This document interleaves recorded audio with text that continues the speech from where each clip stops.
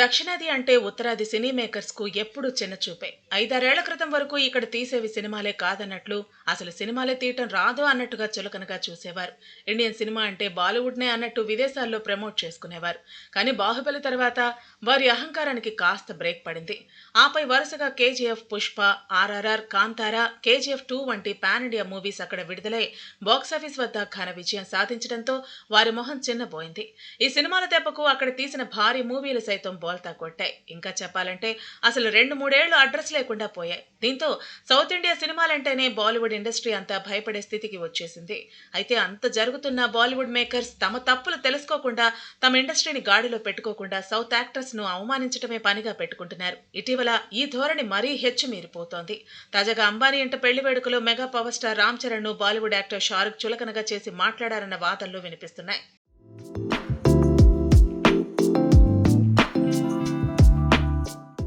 అవకాశం ఉన్నప్పుడల్లా Bollywood batch south సినిమాలపై, ఇక్కడ హీరోలపై ఏదో విధంగా తమ అక్కసు వెళ్లగక్కుతూనే ఉంటారు.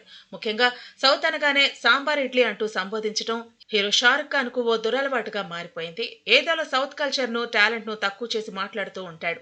అలా అంబానీ పెళ్లి వేడుకల్లో రామ్ చరణ్ ను ఉద్దేశిస్తూ షారుఖ్ చేసిన వ్యాఖ్యలు ఇప్పుడు వివాదాస్పదమయ్యాయి. అనంత్ అంబానీ, రాధికా మర్చెంట్ ప్రీ వెడ్డింగ్ వేడుకల్లో స్టేజ్ మీద నాటు నాటు సాంగ్ ప్లే చేశారు. ఈ పాటకి ఖాన్ త్రయం డాన్స్ చేస్తుండగా వేడుకలో రామ్ చరణ్ ఉన్న విషయాన్ని గుర్తు చేసింది నీతా అంబానీ. దీంతో వెంటనే మైక్ అందుకున్న షారుఖ్ రామ్ చరణ్ ను పిలవడం మొదలుపెట్టారు. ఎక్కడున్నావంటూ గట్టిగా అరిచాడు. అయితే ఆ వెంటనే మరో మాట తూలాడు. ఇడ్లీ సాంబార్ తినేసి కూర్చున్నావా? బెండ్ ఇడ్లీ రామ్ చరణ్ ఎక్కడున్నావు అంటూ వ్యంగ్యంగా మాట్లాడాడు. కాసేపటికి రామ్ చరణ్ స్టేజ్ మీదకి వచ్చి ఖాన్లతో కలిసి నాటు నాటు పాటకు స్టెప్పులేశాడు. రామ్ చరణ్ ఈ విషయాన్ని లైట్ తీసుకున్నప్పటికీ ఆయన అభిమానులు జీర్ణించుకోలేకపోతున్నారు. ఉపాసన మేకప్ ఆర్టిస్ట్ జబా హసన్ ఇన్స్టాగ్రామ్ వేదికగా అయితే కుండబద్దలు కొట్టింది. చరణ్ అలా పిలవటం బాధ కలిగించిందని ఆవేదన వ్యక్తం చేసింది. ఈ ఘటన జరిగిన తర్వాత తాను ఆ వేడుక నుంచి వెళ్లిపోయానంది. రామ్ చరణ్ లాంటి గ్లోబల్ స్టార్ ని స్టేజ్ మీదకు పిలిచే విధానం అయితే అది కాదని స్పష్టం చేసింది.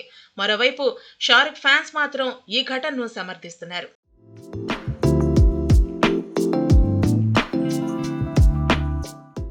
వాస్తవానికి బాలీవుడ్ యాక్టర్స్ ఇలా సౌత్ వారిని అవమానించడం ఇదేం కొత్త కాదు. చాలాసార్లు ఇలాగే జరిగింది.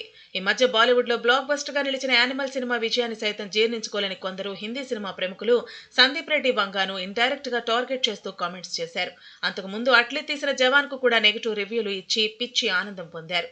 గతంలో హీరో మహేష్ బాబుని సైతం మీకు అవకాశాలు రాక హిందీ మూవీస్ చేయలేదా అని ప్రశ్నించి చులకన చేసే ప్రయత్నం చేశారు. అజయ్ దేవగన్, కిచ్చా సుదీప్ మధ్య కూడా గతంలో ఇలాంటి వారే నడిచింది. ఏదేమైనా బీటోన్ యాక్టర్స్ యాటిట్యూడ్ ను సౌత్ అభిమానులు మాత్రం తీవ్రంగా ఖండిస్తున్నారు.